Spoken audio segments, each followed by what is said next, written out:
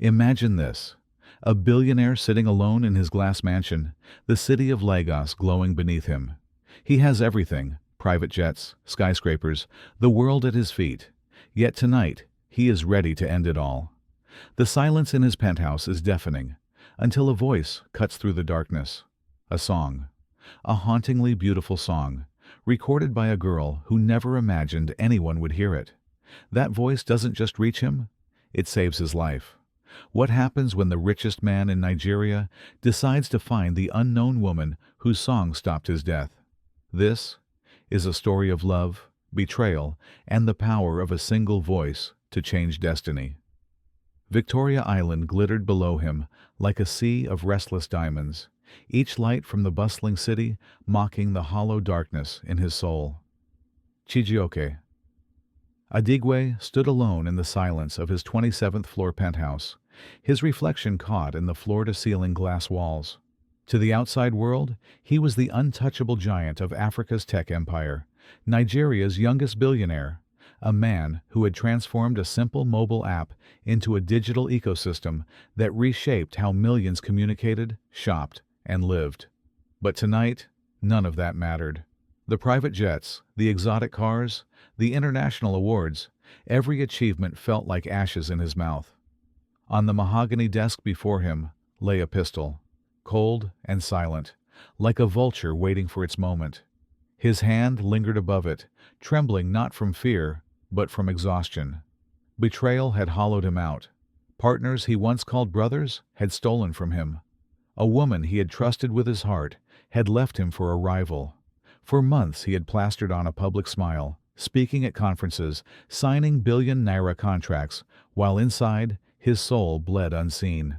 Tonight, the mask had finally slipped. The city's hum did not reach him. Only the ticking of an expensive wall clock and the suffocating whisper of silence filled the room. He poured himself another glass of whiskey, the amber liquid catching the glow of the city lights, but it did nothing to dull the ache in his chest. Insomnia had become his cruelest companion, sleepless nights stretching into endless dawns. His mind begged for relief, any relief. In a half-drunken haze, he reached for his phone. Not to call anyone, there was no one left to call, but to distract himself. His fingers scrolled aimlessly through a streaming app, letting the algorithm shuffle through playlists he did not care about. Afrobeats, high life, even foreign ballads blurred past his ears. Nothing touched him. He closed his eyes, prepared to set the phone aside and finish what he had started. When it happened, a voice, soft at first, then rising, delicate yet fierce, like light cracking through a storm. It was not polished or commercial. No heavy studio production layered over it. It was raw, pure, and breathtakingly human. A young woman's voice, fragile but strong, trembling but determined, carrying the kind of emotion that no wealth could buy. The lyrics slid into him like a knife, but instead of cutting him open, they stitched something back together. She sang of walking through darkness, of refusing to let despair have the final word, of finding hope in places where hope should not exist. Chijioke's breath hitched.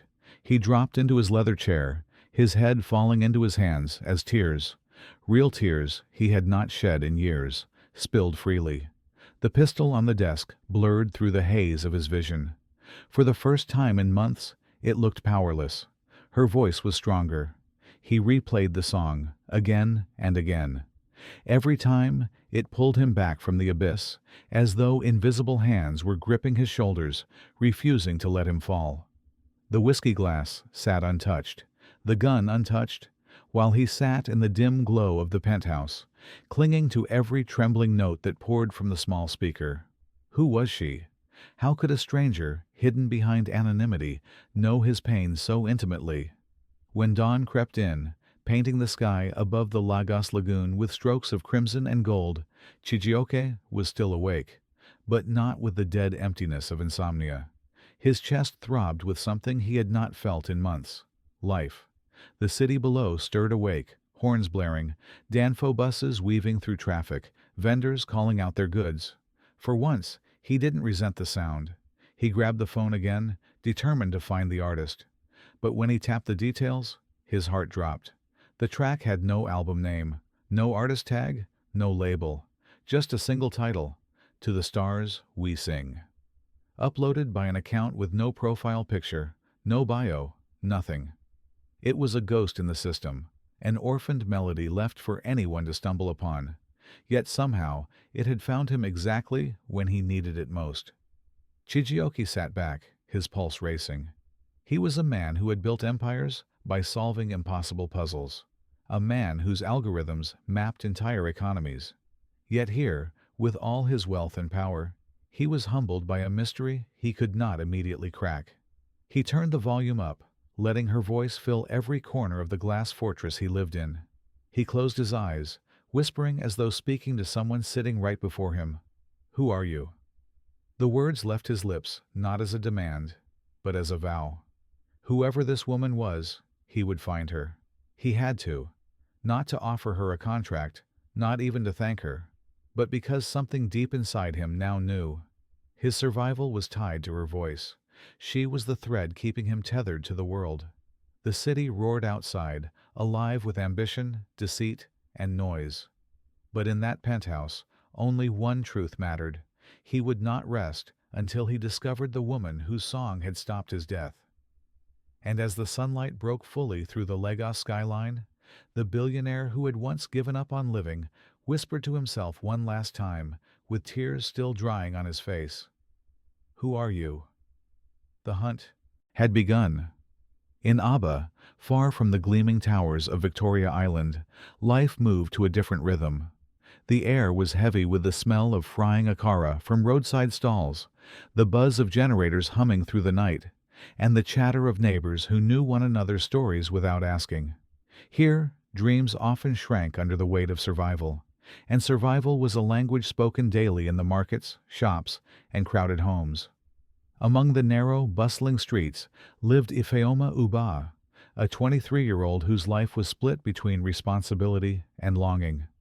By day, she worked in her aunt's tailoring shop, bent over fabric under the dim light of a naked bulb, her fingers pricked from hours of sewing. Customers came with urgent demands: wedding gowns, church uniforms, school trousers, each one more pressing than her own unspoken desire. The hum of the sewing machine drowned out the song always rising in her chest, a melody she had no stage to release into the world. At night, when the shop shutters were drawn and her siblings lay sleeping on thin mattresses in their cramped room, Ifeoma's real life began. She would slip on a pair of cheap headphones and switch on her battered laptop, one she had pieced together from spare parts saved over the years. On it, she had downloaded free AI-powered music software, her secret weapon, her only luxury. With it, she layered faint instrumentals behind her voice, creating small universes of sound that only she and the stars outside her window ever knew. Music to her was not entertainment. It was survival. She called it her conversation with the stars. Whenever the world pressed too heavily on her shoulders, she sang into the void, imagining her late father listening somewhere beyond the night sky. He had always told her, "Ifeoma, your voice is not just for singing. It carries the kind of truth people are afraid to speak." He believed in her dream of becoming a singer long before anyone else did. But he was gone now, taken too soon by illness and poverty that had stripped their family bare. Her mother had crumbled under the weight of loss, leaving Ifeoma with siblings to care for and a household to hold together. Every naira mattered. Every stitch in the tailoring shop meant food on the table. So when she hummed a tune or scribbled lyrics on the edge of a newspaper, her aunt would scold her, "Leave these childish fantasies. Music cannot pay rent. Pick your path wisely, Ifeoma." But Ifeoma could not stop. She did not sing for fame or wealth. She sang because silence hurt more than hunger. When she uploaded her demos online, she did so anonymously, hiding behind a random username with no profile picture. She did not seek recognition. She only wanted to leave footprints in the digital sand, whispers of her soul floating somewhere in the wide world. Most of her tracks gathered dust on obscure playlists, lost among millions of other songs. A handful of strangers stumbled on them, leaving brief comments. "Nice voice. Keep going." But none stayed long enough to matter. Still, she kept uploading. Night after night, song after song. It was the only place where she felt truly herself, where she could breathe. One of those late-night recordings was different. She had sat by her window, a candle flickering beside her, as the power went out for the third time that evening. Her siblings had finally drifted into sleep, their small bodies curled against each other. She had opened the software, picked a simple piano track, and began to sing a ballad from the rawest place in her heart. It was a song for her father, for the man who had believed in her when no one else did. She poured into it every grief, every longing, every memory of his voice calling her, "My nightingale." The lyrics trembled, her voice cracked at points, but she left it as it was, unpolished, imperfect, but true. When she finished, she uploaded it without a second thought. She didn't even title it properly, just typed in, "To the Stars We Sing," and closed the laptop. To her, it was nothing more than another diary entry, another letter to the heavens. She never imagined anyone outside her tiny circle of listeners would find it. But the world has strange ways of weaving destinies. That same ballad, that whispered grief in the night, had crossed continents of digital streams, traveling from Abba's dim, candlelit room to the glittering penthouse of a billionaire in Lagos. It had stopped his death, though Ifeoma had no idea her voice had carried such weight. She woke each morning to the same routine, ironing uniforms for her siblings, threading needles, stitching garments. Her life remained ordinary, untouched by the miracle already unfolding elsewhere. Yet destiny was stirring. One evening, after closing the tailoring shop, Ifeoma returned to the small cafe where she borrowed internet when her laptop's connection failed. She checked her anonymous account casually, expecting nothing. But among the spam messages and ignored notifications, one stood out. It was from an unknown sender, short, direct, almost unbelievable. "We heard your voice. We believe the world needs to hear it too. Come to Lagos for an audition." Details attached. Her heart skipped. She read it again, then again.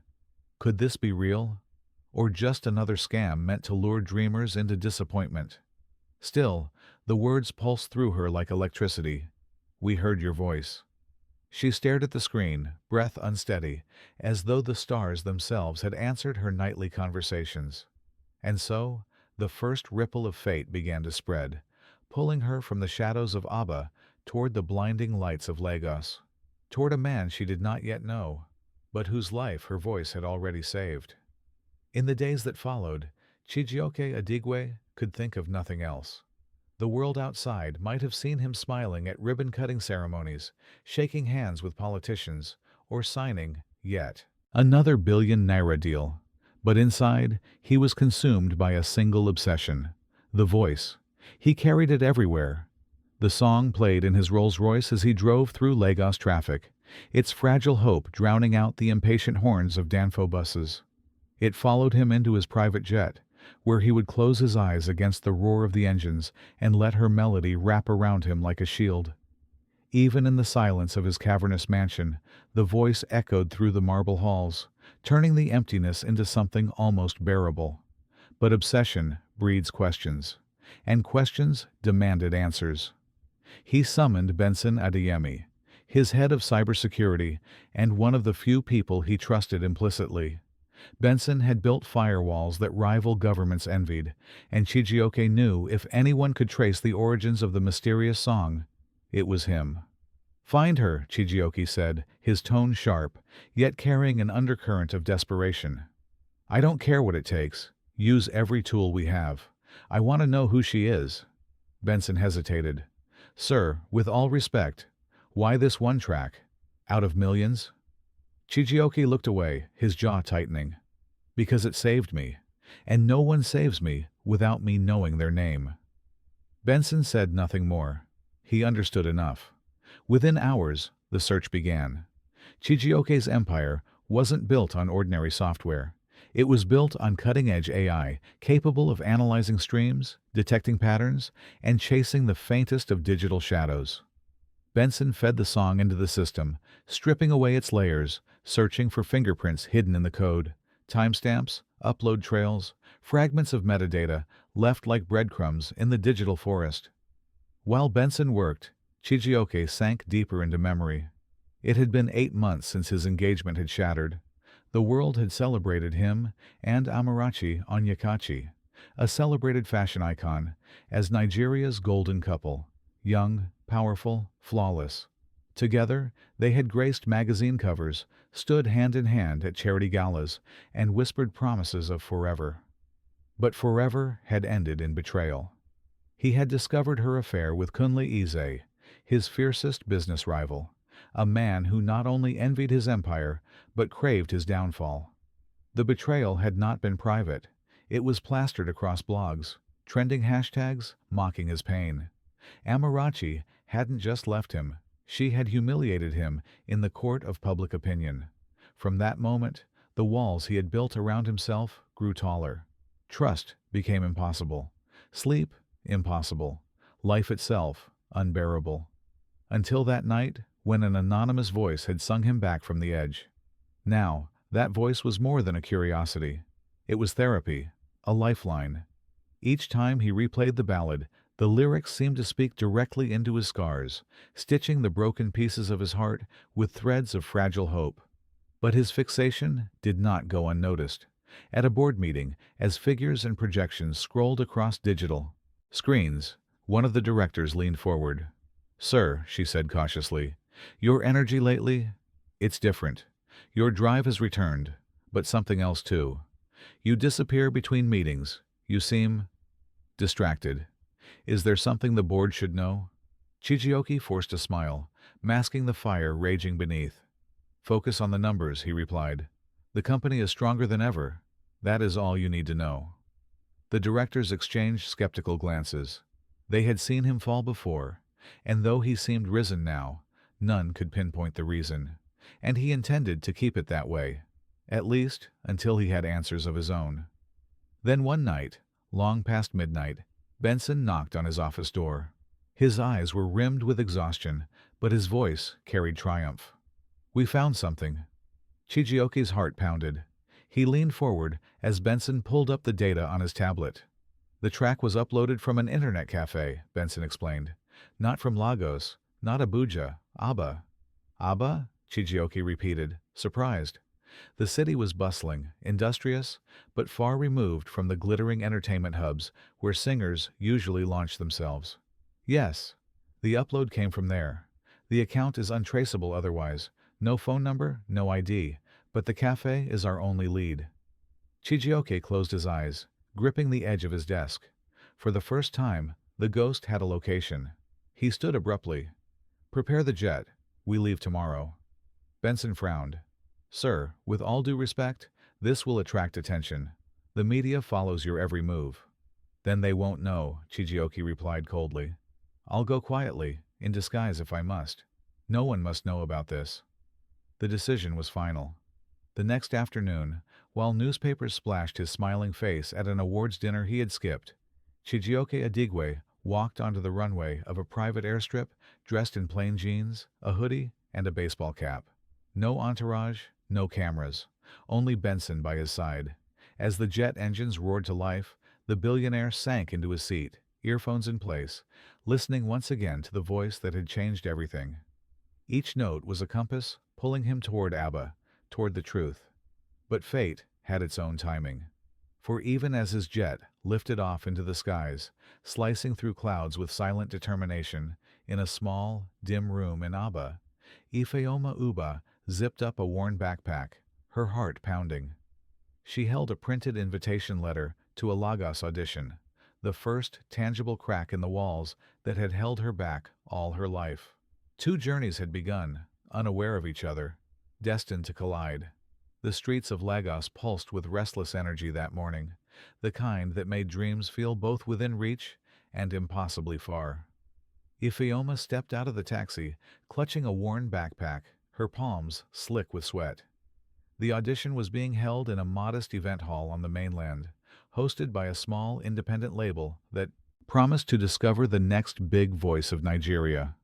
She wasn't sure she belonged here. Her clothes were simple, an old floral dress her aunt had sewn from leftover fabric, and her shoes carried the dust of Abba. Around her, the other hopefuls looked polished, confident, some even carrying ring lights and makeup kits. She kept her eyes low, whispering a silent prayer as she joined the line of singers, waiting to be called inside. Inside the hall, the atmosphere was tense. A panel of 3 judges sat at a long table, their expressions sharpened by fatigue and skepticism.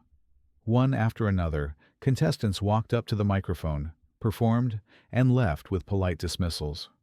The judges were looking for more than just a decent voice.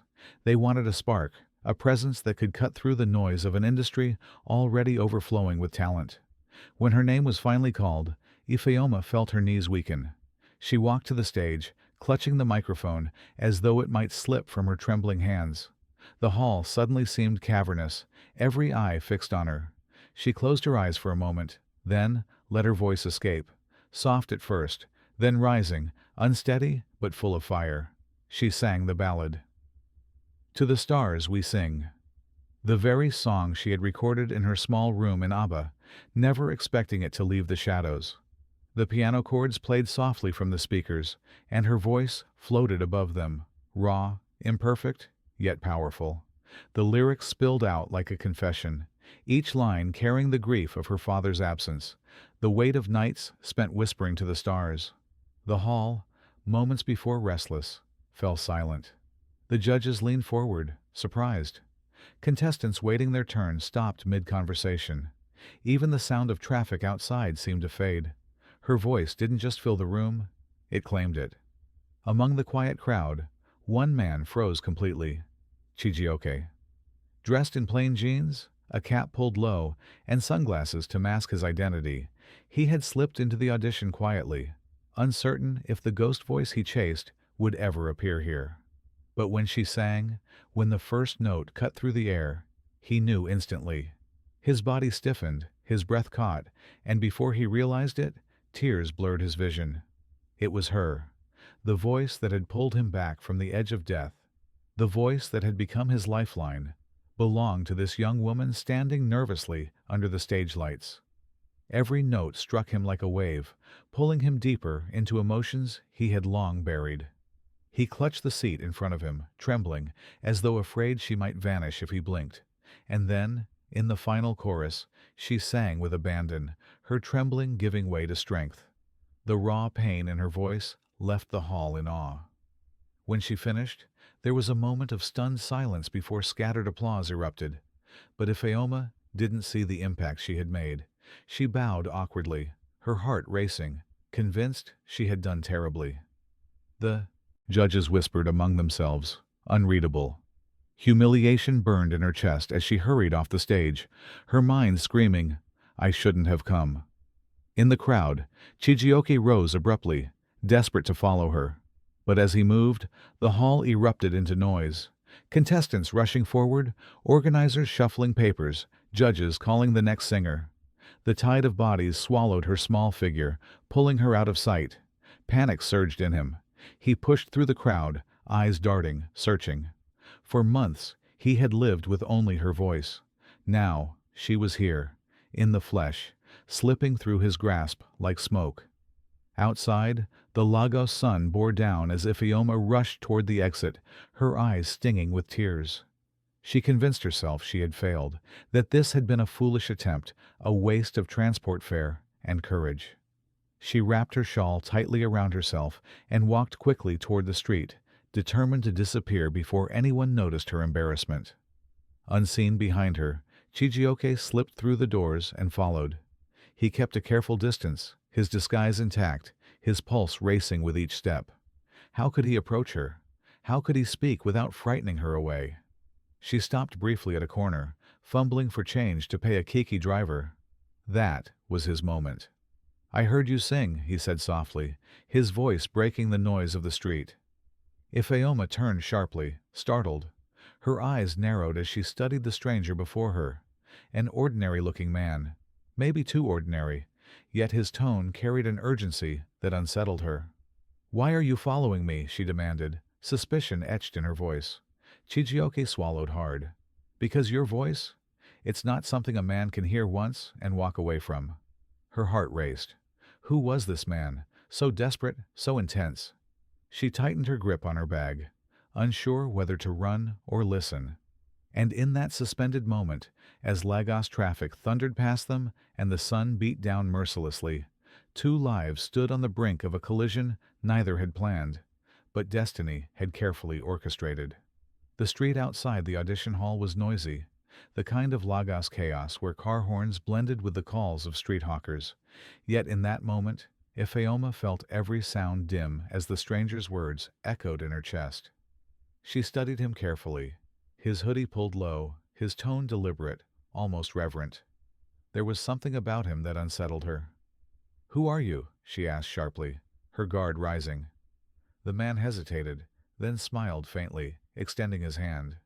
"My name is Michael," he said. It was not his name. Chijioke Adigwe had spoken to presidents, foreign investors, and world-class innovators, but here, with her, he chose a mask.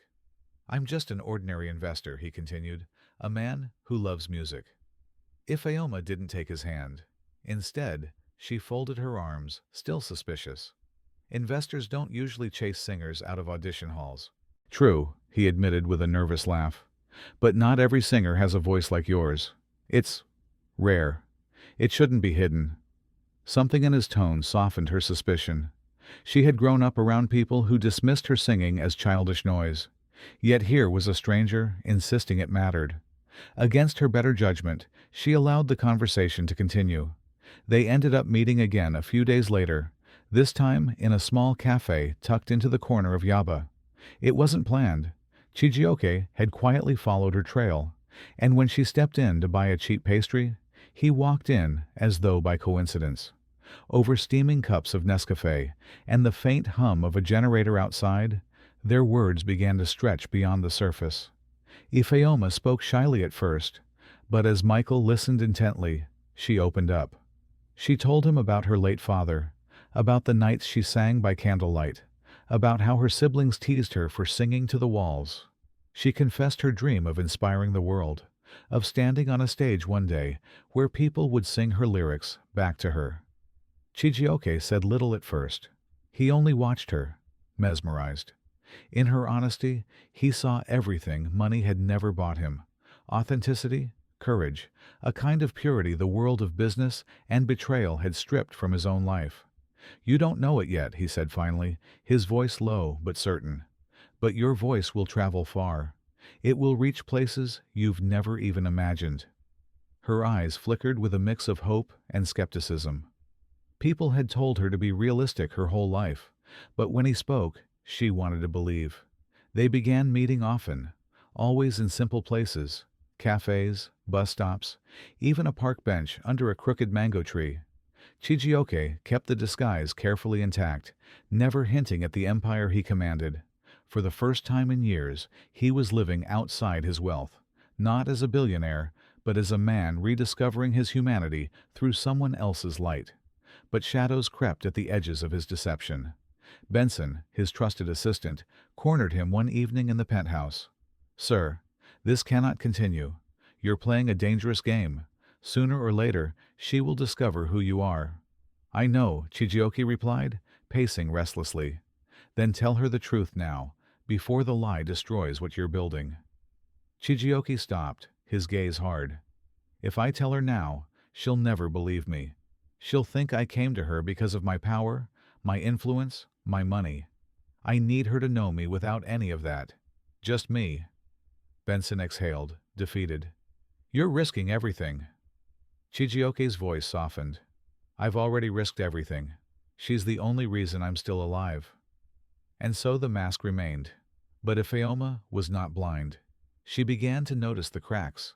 The way Michael sometimes used words that didn't belong to an ordinary investor. The way he carried himself. Too polished, too commanding. The way his phone never stopped buzzing with messages he would ignore with a clenched jaw. Her suspicions grew stronger one humid evening when they left the cafe together. He told her goodbye, insisting he would walk. But as she turned back, she froze. There he was, slipping into a black luxury car with tinted windows, a vehicle that screamed wealth in a neighborhood where most cars wheezed with exhaustion. Her heart raced. Who exactly was this man who had appeared out of nowhere, speaking of her destiny with such certainty? As the tinted window slid shut and the car pulled away, Ifeoma whispered to herself, unsettled, "Who are you really, Michael?" The next time they met, the air between them felt different. Ifeoma had replayed the image of the tinted car over and over in her mind, the pieces refusing to fit into the story Michael had given her. She arrived at the cafe early, her expression sharper than usual, her heart pounding with determination. She had promised herself she would not leave until she had answers. When he walked in, casual as ever in his hoodie and cap, she didn't even greet him. She leaned across the table, eyes locked on his, her voice low but firm. "Who are you, really?" Chijioke blinked, caught off guard. "I told you. I'm Michael. Don't lie to me again." Her voice cut through his excuse like a blade. "You walk like someone who has never begged for anything. You speak like a man who commands entire rooms. And you stepped into a car last night that no ordinary investor would ever sit in. Who are you?" The cafe buzzed with life around them, waiters carrying trays, customers chatting, but at their small table, time seemed to slow. Chijioke's mask slipped. He removed the cap, placed it gently on the table, and for the first time met her gaze without the shield of disguise. "My name is Chijioke Adigwe." Ifeoma frowned, the name unfamiliar. But when he continued, her breath caught. "I am the founder of Adigwe Technologies, the app you use on your phone to send money to your siblings. That's mine. The platform most Nigerians use to shop online. Mine too. I am—" he hesitated, then exhaled, "a billionaire." The words hung in the air like a storm cloud about to break. Ifeoma pushed back from the table, her chair screeching against the floor. Her eyes widened, not in awe, but in anger. "You lied to me." Her voice trembled. "All this time, you pretended to be ordinary. Why? To amuse yourself? To laugh at a poor tailor's daughter who dreams too much?" Chijioke's face crumpled. "No, never that. Ifeoma, you don't understand." "I understand enough," she snapped, her hands shaking. "Men like you play with lives because you can. You hide behind money and power and call it kindness. I should have known." Her words pierced him deeper than any betrayal he had endured in business. He leaned forward desperately, his voice cracking. "Ifeoma, listen to me. The night I first heard your voice, I was ready to end my life." She froze. "I had a gun on my desk," he continued, his voice raw, shaking with the memory. "The world had become too heavy. Betrayal, emptiness. Everything felt meaningless. And then, your song played. Your voice reached me. It stopped me." His eyes glistened with unshed tears. "I'm alive because of you." Silence fell between them. The clatter of cups, the hum of the generator outside, the chatter of strangers, all faded into the background. Ifeoma's chest tightened. She had not expected this, had not imagined her song, something she sang in grief for her father, had carried such weight. The image of this man, powerful yet broken, crying in his penthouse because of her voice, unsettled her. But the anger remained. "You could have told me," she whispered, her voice trembling with both fury and confusion. "Instead, you chose to lie. You thought I wouldn't accept you if I knew the truth. And maybe you're right, because how can I ever trust someone who began with a lie?" Chijioke's shoulders sagged. "I only wanted to know you outside of all this." He gestured vaguely, as if his wealth was a prison. "To know if you could see me as a man, not a headline, not a fortune." Her eyes softened for a moment at his vulnerability, but the wound of his deception burned too deeply. She grabbed her bag and stood, her voice breaking. "I don't know if I can forgive this. I need time." He rose too, reaching out, but she pulled away. "Ifeoma, please. I swear, I only wanted to honor your voice, to give it the world it deserves." She shook her head, tears threatening her eyes. "You've already taken the one thing I need to give. Trust." With that, she walked out of the cafe, leaving him behind with his confession hanging in the air. Chijioke remained standing, his heart hollow but burning with resolve. He whispered to himself the same vow he had made when he first heard her voice. I won't give up. Not on her. Outside, Ifeoma stepped into the noisy Lagos street, her mind a storm of emotions, anger, disbelief, a flicker of compassion she fought to suppress. She wanted to hate him, but the image of him breaking down in front of her clung stubbornly to her memory. And then, as if fate enjoyed weaving threads at the most fragile moments, her phone buzzed. She pulled it out, her hands still trembling. It was a new message, an invitation, from Bamidele Ojo, a powerful Lagos music mogul whose name she had only ever heard in awe. We want you. Let us make you the star you were born to be. Call us immediately. Her breath caught. 2 paths now lay before her. One with the man who had lied, yet confessed his soul. Another with a stranger who promised the fame she had only dreamed of.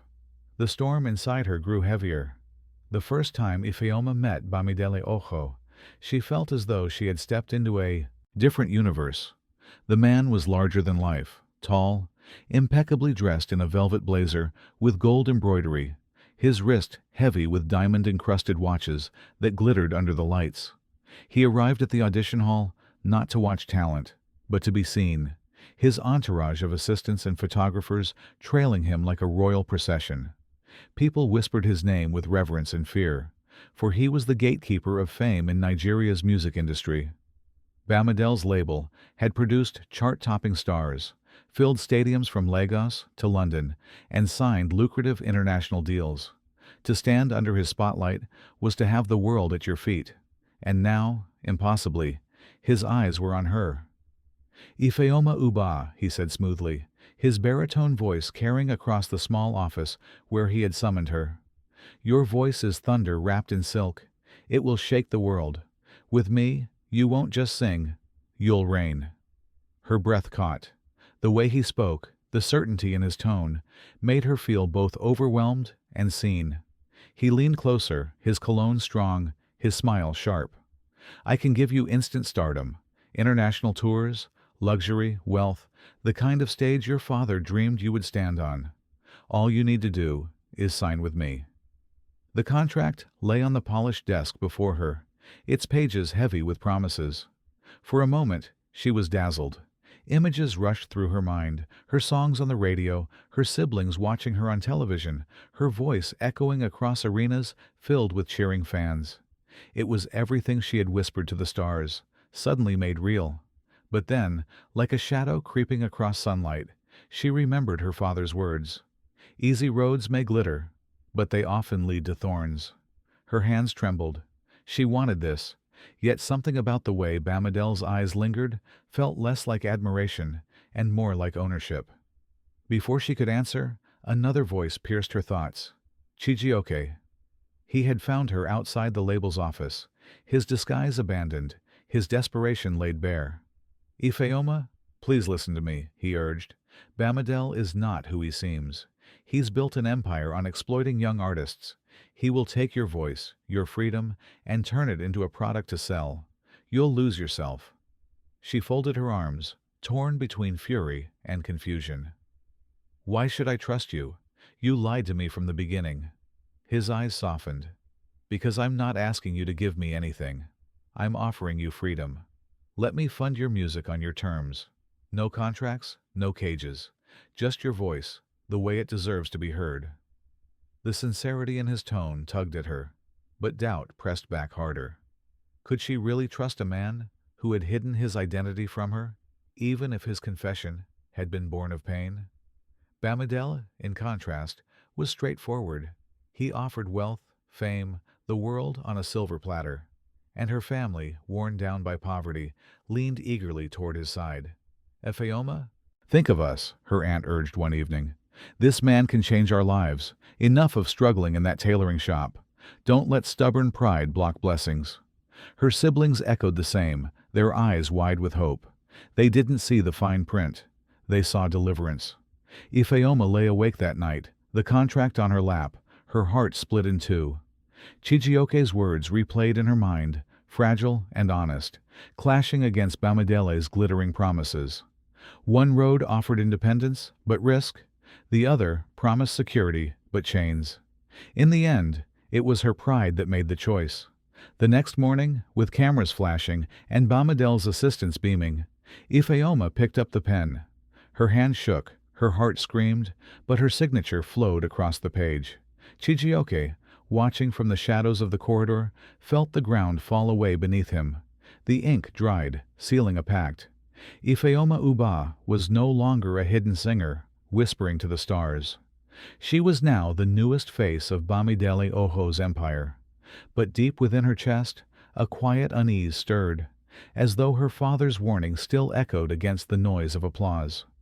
The rise of Ifeoma Uba was nothing short of meteoric.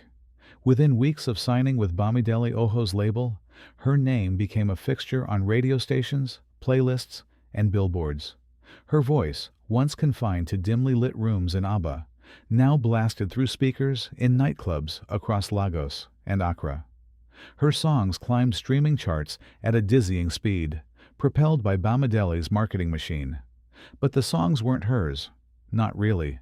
The raw ballads she had sung from her soul were transformed into polished, auto-tuned pop anthems with thumping beats designed to trend on TikTok. The lyrics, once intimate and poetic, were rewritten by hired writers chasing virality. Her voice was still there, but it was wrapped in layers of artificial gloss, stripped of the trembling authenticity that had once saved a billionaire's life.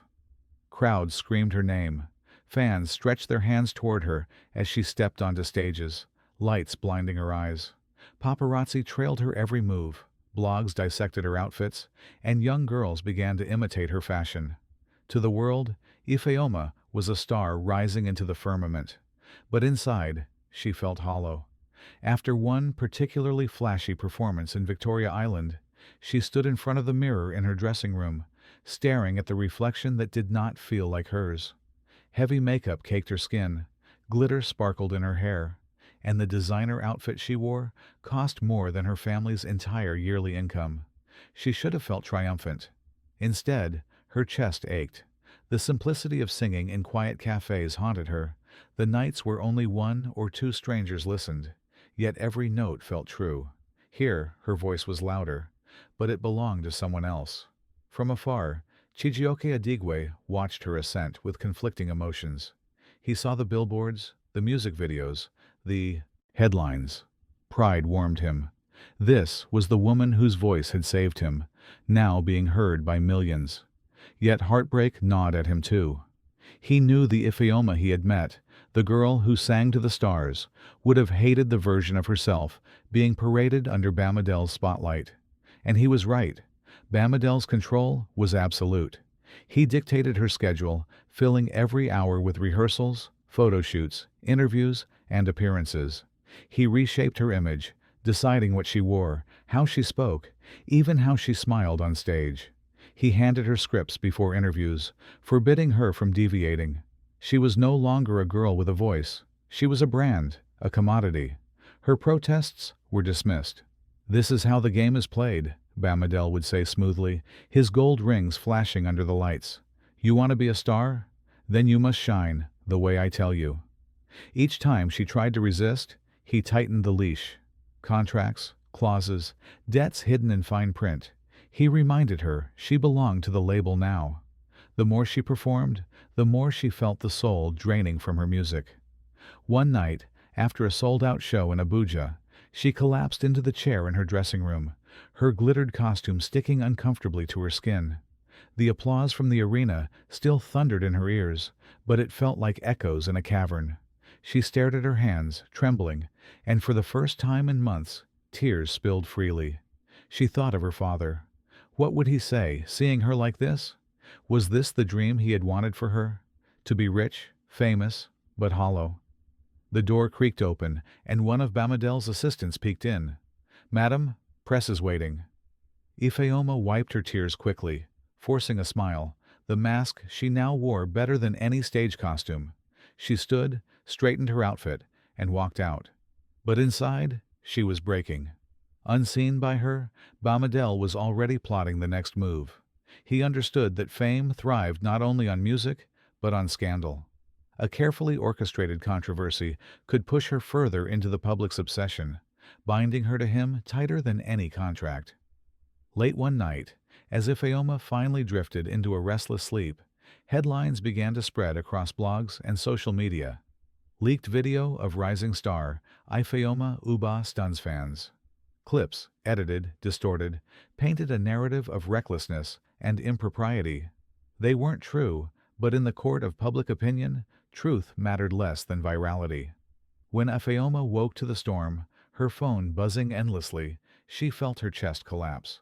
Her name, the one she had carried like a fragile seed from Abba, was being dragged across the mud. And in the shadows of the chaos, Bamidele Ojo smiled, knowing she had nowhere to run but back to him. By dawn, Ifeoma's name had become a trending topic across Nigeria. Blogs plastered her face alongside lurid headlines, and hashtags dripped with ridicule and speculation.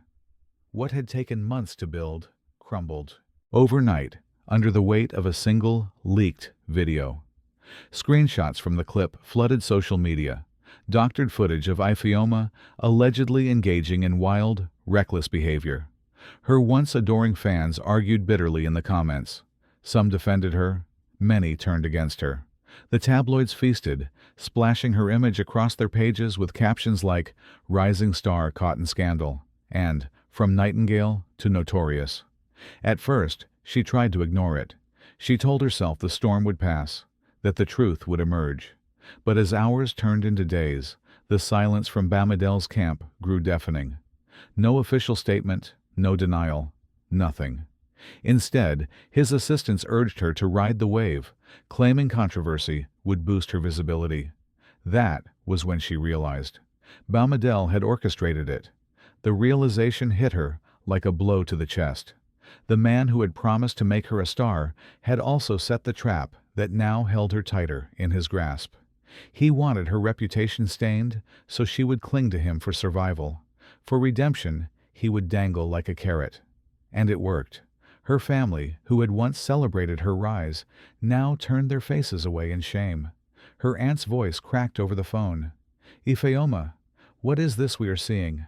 Our name is on every blog. How could you bring this disgrace?" Her siblings, confused and embarrassed, avoided her calls. The same neighbors who once bragged about knowing her now whispered behind closed doors. She spiraled. The city that had felt like a dream now became a maze of shadows and judgment. She stopped leaving her apartment, except for mandatory appearances. She canceled interviews, avoided mirrors. Nights stretched endlessly as she lay awake, scrolling through hateful comments until her chest ached. In the stillness of those nights, she began to doubt her worth. Was she ever more than a product? Was her voice ever truly hers? Then, one night, her phone vibrated with a message from an unknown number. She hesitated before opening it. "Ifeoma," it read, "don't let them break you. I'm here. Chijioke." For a long time she stared at the screen, her fingers hovering over the keyboard. She hadn't spoken to him since she had stormed out of the cafe, still raw from his deception. Yet here he was, offering no explanations, no demands, just quiet support. At first, she ignored him. But the messages kept coming, gentle and patient, never intrusive, never pitying. "I know what it's like to be surrounded by noise and feel utterly alone. You are more than what they say. Your voice still matters." One night, unable to hold back, she replied, "Why do you care?" His answer came quickly. "Because you once saved my life. Let me help you save yours." Something cracked inside her. She began to talk to him again, cautiously at first, texting late at night when the city slept, her words halting, his replies steady. They spoke about music, about healing, about the ache of dreams twisted by the world. He never lectured, never tried to fix her. He simply listened, and in that listening, she found a space to breathe again. Gradually, their conversations deepened. She confessed how she missed singing in quiet cafes, how she longed for the nights when her voice belonged only to her. He told her about the weight of wealth, how power could feel like a cage, and how her ballad had been the one honest thing in a world full of masks. In those shared confessions, a bond began to form, something unspoken, fragile, but real. Chijioke would sometimes send her small recordings, a guitar riff he found online, a melody he thought she might like. She would hum back, sending voice notes of her own. They weren't writing songs, not yet, but they were weaving something else: trust. Yet even as their bond grew, the contract with Bamidel loomed over her like an iron gate. She was still bound to him legally, financially, emotionally. Every time she thought about walking away, she remembered the clauses, the debts, the threats whispered by his assistants. He owned her image, her schedule, even her masters. "I feel like a bird in a gilded cage," she texted one night. Chijioke replied, "Then we'll find the key. Even birds learn to fly again." But she wasn't sure. One evening, after a particularly cruel headline, "Ifeoma Uba, Star or Scandal?" she sat by her window, looking out at the city lights she had once dreamed of. The noise of Lagos rose like a tide, but she felt as though she was drowning in silence. For the first time, she began to consider a possibility she had never allowed herself to imagine. Not running to Bamidele, not returning to Chijioke, not fighting the system, but disappearing entirely. No stages, no contracts, no spotlight, just vanishing into the kind of quiet life she had once left behind. The thought frightened her, but it also felt, for a fleeting moment, like freedom. The breaking point came quietly. No grand announcement, no heated confrontation, just silence. One morning, Ifeoma's team arrived at her apartment to pick her up for rehearsals, only to find the door locked, the rooms empty, and her phone abandoned on the bedside table. Calls went unanswered. Contracts were ignored. Concerts, interviews, and photo shoots were all canceled in a ripple of confusion that spread quickly across the city. By evening, the news had exploded. "Where is Ifeoma Uba?" screamed across headlines. Speculation ran wild on social media. Some whispered she had overdosed, broken by the weight of fame. Others claimed she had fled abroad to escape the scandal. Fans created hashtags demanding answers. Opportunistic bloggers churned out conspiracy theories, each more outrageous than the last. The truth was far simpler, but no less devastating. Ifeoma had returned to the one place where her soul still felt tethered, her late father's old house in Aba. The once lively home was now a fading memory, the paint peeling, the roof leaking, but it carried the echoes of her childhood, of songs hummed while her father sat on the porch with a guitar. When Chijioke discovered she was gone, panic tore through him. He had been the only one who understood her growing despair, the only one she had trusted in those late-night conversations. And now, she was missing. He refused to believe the media's stories. She wasn't reckless. She wasn't lost. She was hurting. Using quiet resources that only a man of his means could command, he traced her digital footprint. The sudden halt of her bank transactions, the faint signal of her phone when it had last been turned on, the trail of a one-way bus ticket purchased in cash. Every clue pointed to Abba. And so, without fanfare or entourage, he boarded his private jet under the cover of night, the engines roaring with urgency. When he arrived at the crumbling house, the sight froze him. Through a broken window, he saw her sitting on the floor, knees pulled to her chest, clutching an old guitar with a missing string. Her hair was unkempt, her eyes swollen from crying, her once radiant presence dimmed to a flickering shadow. But she was alive. He pushed the door gently, its rusty hinges groaning. She lifted her head, startled, then stilled when she recognized him. "What are you doing here?" she whispered, her voice hoarse. He knelt before her, his disguise gone, his eyes raw with worry.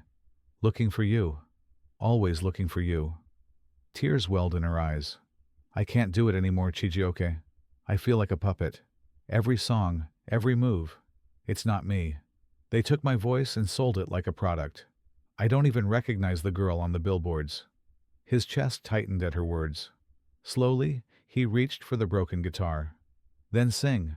Not for them, not for fame. Sing for yourself. Sing for the stars you once whispered to." At first, she shook her head, but then, trembling, she strummed the few remaining strings. Her voice came out cracked, uncertain, but honest. She sang a fragment of the ballad, the one that had once saved him. The sound was fragile, yet it pierced the silence of the old house, filling it with something real again. Chijioke closed his eyes, letting the melody wash over him. His heart ached, not with despair this time, but with the overwhelming clarity of love. This was the woman who had stitched life back into him with her voice, and now he would do the same for her. Over the next days, they remained hidden in Aba, far from the noise of Lagos. They cooked simple meals, walked through the overgrown garden, and sang together at night under the cracked ceiling where stars peeked through holes in the roof. Slowly, she began to heal. Slowly, her laughter returned, soft at first, then brighter. Their bond deepened with every passing moment. No declarations were needed. The love between them lived in the way his hand lingered near hers, in the way her gaze softened, when he spoke, in the quiet comfort of their silences. One evening, as she sang without accompaniment, her voice raw and unfiltered, he whispered, "This is the voice the world needs to hear, not the one polished for charts, but the one that saved me." Her eyes shone with both fear and determination. "If I return, it has to be on my terms. No cages, no contracts, just me." "Then we'll make it happen," he promised, his voice steady. Together. That night, under the dim glow of a lantern, she made the decision that would alter everything. She would return, not as Bamidel's product, not as the scandalous star tabloids mocked, but as Ifeoma, the girl who sang to the stars. The announcement came days later, shocking the industry. On her personal social media page, dormant for months, she posted a single message: an independent live concert, Lagos, one night only. "This time, I sing my truth." The post went viral instantly. Fans, critics, and media outlets exploded with curiosity. Was this her comeback, or her downfall? And in the quiet house in Aba, as she closed the laptop and leaned against Chijioke's shoulder, her heart beat with both fear and anticipation. The stage was waiting. The weeks leading up to the concert were unlike anything Ifeoma had ever known. For the first time since she had signed her name on Bamidele's contract, she felt in control of her destiny. The announcement of her independent concert had set Lagos buzzing with curiosity. Was it a comeback, a rebellion, or a reckless gamble by a singer already drowning in scandal? Behind the noise, the truth was simple. She was reclaiming her voice. Preparations began quietly, funded in secret by Chijioke. His name never appeared on contracts or press releases, but his influence smoothed obstacles that might have crushed her. He booked the venue, hired sound engineers, and secured a team of musicians who respected artistry over spectacle. Every detail was carefully chosen to protect the purity of her performance. In a rented rehearsal studio, Ifeoma trained relentlessly. She stripped her songs down to their essence, discarding the artificial beats and auto-tuned gloss that had smothered her before. Her voice cracked at times, but she let it. It was honest, and honesty was what she wanted to give. She also began writing new songs, lyrics scribbled on scraps of paper and napkins, melodies hummed into her phone at odd hours. They were songs about loss, about resilience, about hope in the face of despair. Each one carried a piece of her journey: the nights of grief in Aba, the hollow applause under Bamidele's control, the fragile healing in her father's old house. Through it all, Chijioke stood by her. He wasn't just a financier. He was her anchor. When doubt gnawed at her, when the weight of expectation threatened to crush her, he reminded her of the night her voice had saved him. "Your song carried me back from the edge," he told her one evening as they sat side by side on the studio floor, exhaustion pulling at their bodies. "Now let it carry you." His quiet strength steadied her, and in the closeness of their late-night rehearsals, their bond deepened beyond words. They didn't call it love, not yet, but it lived in the way his hand lingered when passing her a bottle of water, in the way her gaze softened when she caught him watching her sing. The world, of course, began to notice. Rumors swirled across gossip blogs. Is Ifeoma Uba dating billionaire tech mogul Chijioke Adigwe? Headlines speculated wildly, some hailing the union as glamorous, others accusing her of using him as a ladder. But neither of them dignified the noise with an answer. The truth between them was still fragile, too sacred to expose. Meanwhile, her siblings traveled from Aba to Lagos for the first time. They arrived shy and overwhelmed, their eyes wide at the sprawling city. For the first time in months, Ifeoma embraced them, without the weight of shame pressing on her shoulders. The reunion was tearful, mending the cracks that scandal had left in their bond. Together, they laughed, cooked simple meals, and filled the small apartment with warmth. But not everyone celebrated her return. Bamidele Ojo seethed. The girl he had tried to mold, the star he believed he owned, had slipped from his grasp. And worse, she was about to prove that she didn't need him. He moved quickly, pulling every string at his disposal. Sponsors withdrew mysteriously. Equipment deliveries were delayed without explanation. Rumors spread that the concert would be canceled. Whispers circulated about legal complications. But Chijioke was not a man easily defeated. For every door Bamidele closed, he opened another. When sponsors backed out, he replaced them quietly with his own funds. When equipment was delayed, his team sourced new suppliers overnight. His wealth, once a burden, now became a shield for Ifeoma's dream. Still, the tension was palpable. By the time the concert night arrived, the entire city buzzed with expectation. Fans, critics, and skeptics alike crowded the hall, eager to see if the scandal-stained singer could truly rise again. The venue pulsed with suspense, the air thick with both anticipation and doubt. Backstage, Ifeoma stood in front of a mirror, her hands trembling as she adjusted the simple dress she had chosen. No glitter, no costume, no mask, just herself. Her siblings hugged her tightly, whispering prayers in her ear. Chijioke found her in the final moments before she stepped out. He took her hand gently, his eyes steady on hers. "Whatever happens out there," he said, "remember this. Your voice is already enough. You don't need their approval. You already carry the truth." Her throat tightened, tears threatening, but she nodded. Then the stage manager called her name.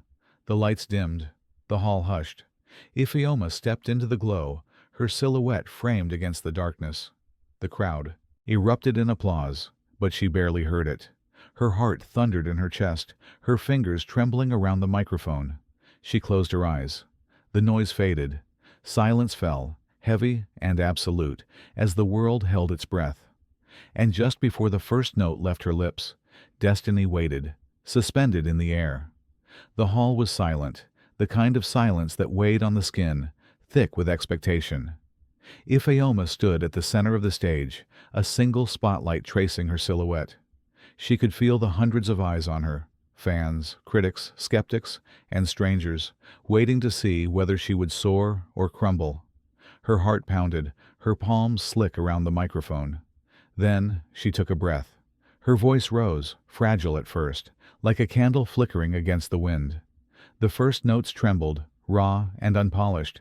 But that was the beauty of it. She wasn't here to impress with perfection. She was here to tell the truth. And the truth came in the form of the ballad she had once recorded in a small, candle-lit room in Aba. "To the stars we sing." The piano chords began, soft and deliberate. Her voice floated above them, each lyric carrying the weight of nights spent whispering to the heavens, of grief for her father, of longing for a life where her song mattered. The hall, moments ago restless, fell utterly still. People leaned forward in their seats. Some clasped their hands to their chests. Others closed their eyes, letting the voice wash over them. Within minutes, tears began to fall across the crowd. Strangers held hands. Couples pulled each other close. It was more than a performance. It was communion. In the front row, Chijioke Adigwe sat frozen, his entire being unraveling. He had heard this song countless times, on his phone, in his car, in the lonely silence of his penthouse, but never like this. This was not a recording. This was her, alive, radiant, pouring her soul before the world. The very ballad that had pulled him from the brink of death was now resurrecting him again, this time in front of everyone. His vision blurred with tears. He didn't even try to stop them. Halfway through, Ifeoma's voice caught. She let the note linger, then lowered the microphone slightly. Her eyes swept across the hall, searching, before settling on one figure in the front row. Her gaze locked on Chijioke's. The audience shifted, sensing something unusual. "This song," she said, her voice trembling but clear, "was never meant for fame. It was meant for the stars. And for one stranger. A man who once believed my voice mattered when I didn't believe it myself." Gasps rippled through the hall. Heads turned, whispers rose like a wave. She lifted the microphone again, and this time her words were not lyrics but truth. "Tonight, I dedicate this song to him." Every spotlight seemed to tilt toward the front row where Chijioke sat, motionless, his chest heaving. He knew the eyes of the world were on him, but in that moment, it didn't matter. The mask he had worn for years, the stoic billionaire, the untouchable mogul, crumbled completely. Slowly, trembling, he stood. The hall erupted in murmurs, cameras flashing as people recognized him. Chijioke Adigwe, the tech billionaire, standing in tears at a concert for a young woman once dismissed as a scandal. He lifted his voice, unsteady but resolute. Her song saved my life. The words echoed through the hall, silencing even the whispers. On the night I was ready to end it all, her voice found me. It pulled me back. I am alive today because of her. The crowd gasped again, but this time the sound melted into applause. Thunderous, unstoppable, rising like a wave that crashed over both of them. Ifeoma's throat tightened, tears spilling freely now. She lifted her voice again, this time stronger, surer. The ballad swelled to its final chorus, her voice no longer trembling but soaring. It was no longer just her grief or her hope. It was their story, intertwined, sung into eternity.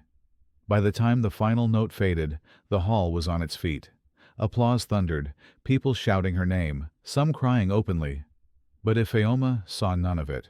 She saw only Chijioke, still standing, his eyes fixed on her as though the rest of the world had vanished. Afterward, backstage, the chaos of reporters and flashing cameras pressed against the doors. But inside the quiet of her dressing room, there was only the two of them. She stepped closer, her hand brushing against his. Her voice was a whisper, but it carried the weight of destiny. "I thought I saved you," she said softly, "but you saved me too." He closed his eyes, his forehead resting gently against hers. "Then maybe we were both meant to be saved." Outside, the media captured the story. Headlines exploding, photos of billionaire and singer entwined, a narrative too powerful to twist into scandal. For once, the world wasn't mocking. It was witnessing something pure, undeniable. But inside, away from the flashing bulbs and roaring applause, the truth was quieter, more intimate. Two broken souls had found each other, stitched together by a song born of grief, but reborn in love. And in the years that followed, long after the headlines faded and the lights dimmed, their story lived on in melodies. Songs carried their voices to places neither had ever dreamed of, a legacy of hope whispered into the ears of strangers across the world. Because sometimes one voice can save a life, and sometimes two hearts can save each other. If this story touched your heart, don't let it end here. Hit the like button and share it with someone who believes in the power of love and hope. Subscribe to the channel so you never miss more powerful billionaire love dramas like this one. And tell me in the comments, what part of Ifeoma and Chijioke's journey moved you the most? Your voice matters here, just like hers did.